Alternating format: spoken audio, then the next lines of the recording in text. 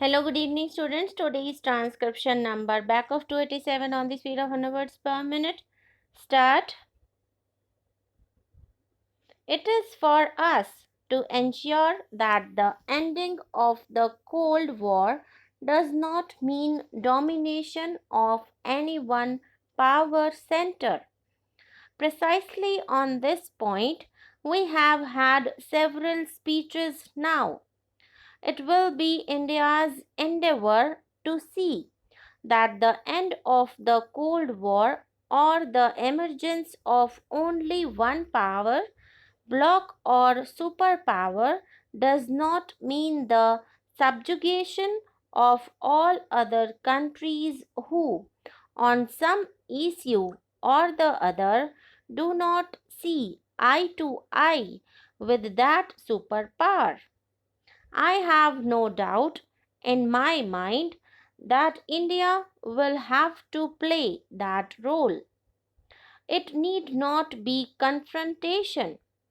There is no need for confrontation. Even in a democratized United Nations, for instance, for which we are making all efforts, there is possibility, there is likelihood of a difference of opinion, and if that democratization continues on the right lines, India will have a role to play. There is no question of the role of India and similar countries coming to an end. Therefore, what we are looking for is a democratized functioning of the world community wherein the decision is not on the basis of armaments, on the basis of money power, on the basis of other considerations, but on the basis of justice and fair play, and that should be our endeavor. So it is the same struggle in a different context with different tools, perhaps. Therefore, I do not think that the role of India, which we have cherished so far, will ever end, and I am absolutely certain that we will continue this. We have also said it is for us to ensure that the emergence of new economic powers such as Germany and Japan works for the betterment of the poor and not only for the enrichment of the rich. This is what my visit to Germany is all about.